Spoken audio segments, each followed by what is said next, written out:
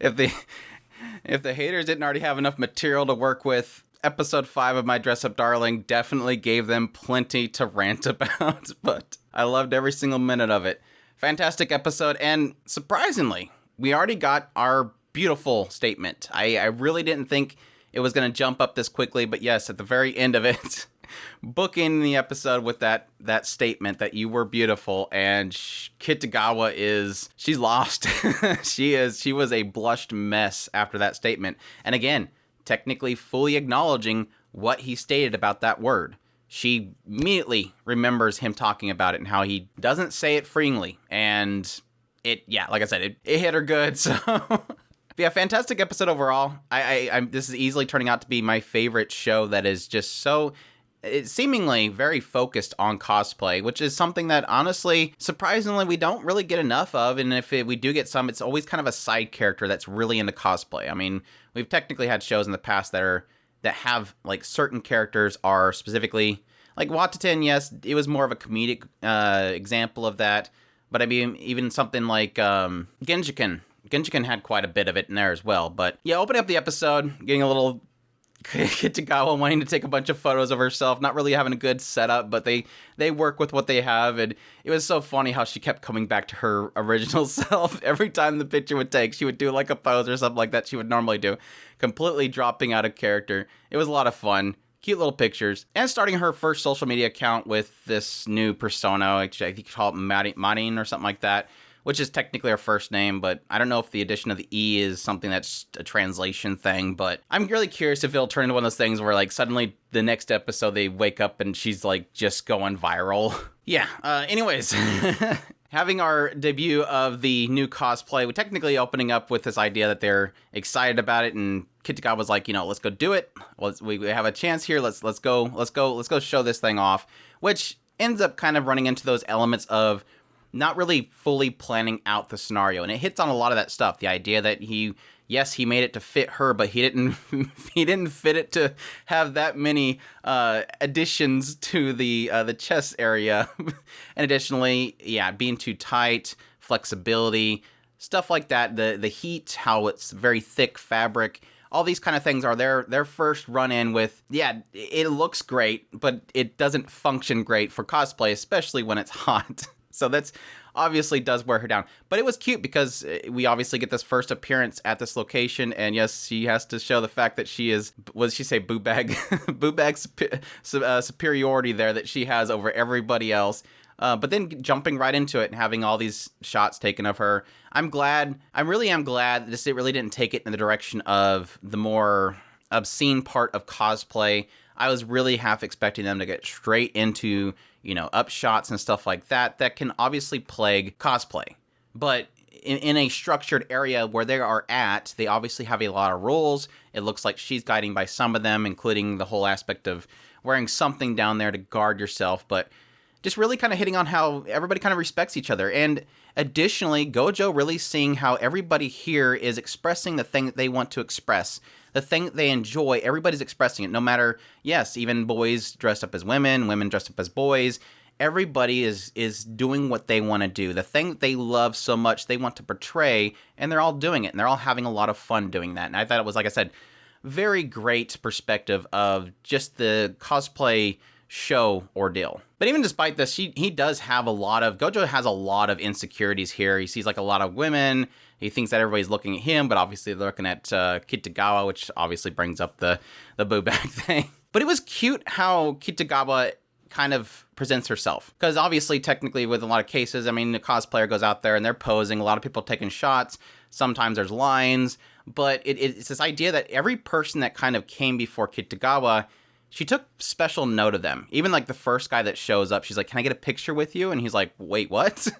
It completely throws him off because it seems like she really appreciates each of these people. Even at the very end, after she leaves, she comes back and she's like, "I'm so sorry, you were the last person, and I felt really bad, but I had to leave. It was getting too hot. I was going to pass out." So it does seem like she just kind of appreciates everybody that comes before her. I guess it's something that obviously a lot of cosplayers, they either like to possibly stay in character, and so they don't really address people that much, or the possibility that some of them, either maybe don't appreciate those that take photos of them or just don't feel like they should do that. And with her, she just is, I don't know if it's obviously with the first person, a lot of that connection that she had with him was the fact that he knew who Slipbeard Girls was for different reasons, obviously. Maybe same reasons, but it seems like she has that appreciation, which was really great. And then jumping back to Gojo, yes, we kind of foreseen this coming, but sadly, he kind of sees this as being like the last. Like, okay, well, we had a lot of fun. I had so much fun. I really had so much fun with her. So many firsts of having a friend, somebody to go home with, walk home with, go shopping with. It was all these great firsts that she gave me. I had so much fun. I'm sad that it couldn't last. It's like that element of him thinking that this is all she wanted from me. I guess I'm done. And thankfully, they didn't drag it out. Like, I totally thought we were going to close the episode with him having that feeling of, I guess we're done. That was great. But yes, she speaks up like, nope, I still have some other stuff to do. I have 50 other number ones.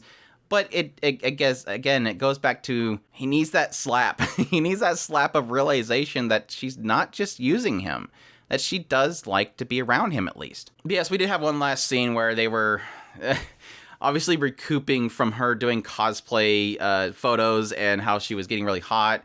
And yeah, like I said, plenty of stuff to get mad about for certain people, I'm sure. But it was cute. It was this kind of backdoors kind of situation where, again, all these flaws that he obviously put in the project start to, seep out. Not preparing for the heat, not using the right fabrics that she may have needed for that environment.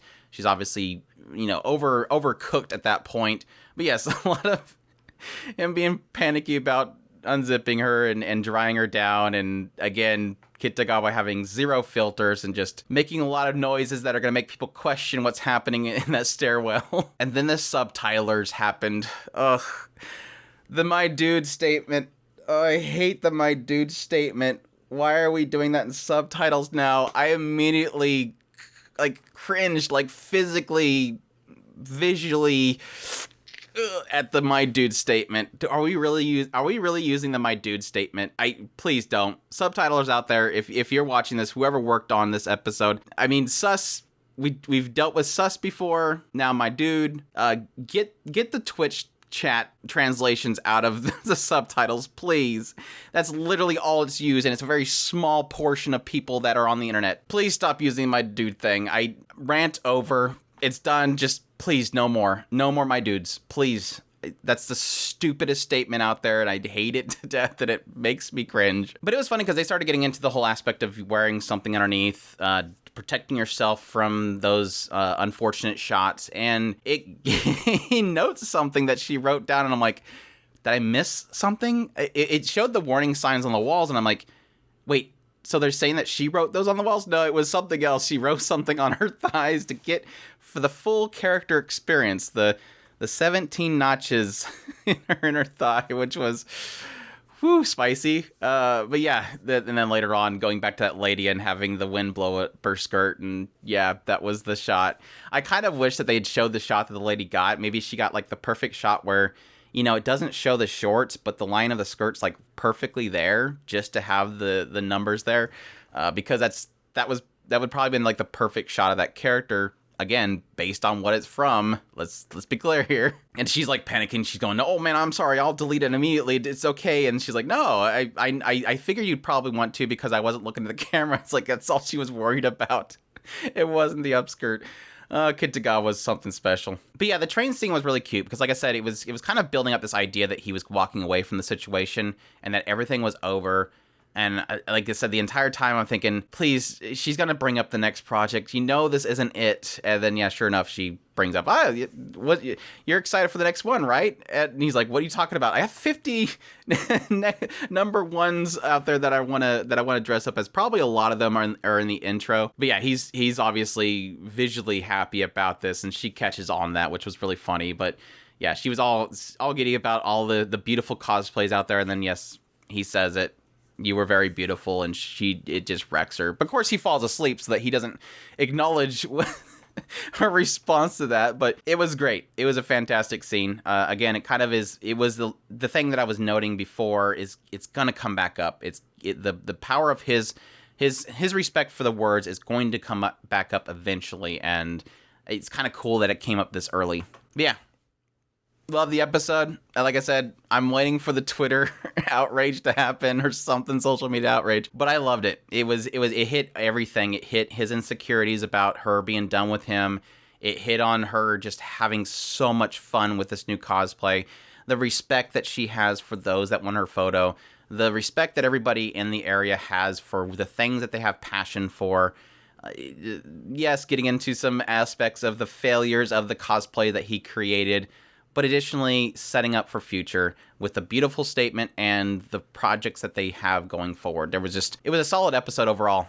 Plenty of ecchi, plenty of funny Kitagawa, plenty of super smiles to protect Gojo's insecurities and his new passion. Everything of it was fantastic. Love it to death. Episode 5, My Dress Up Darling. Love it.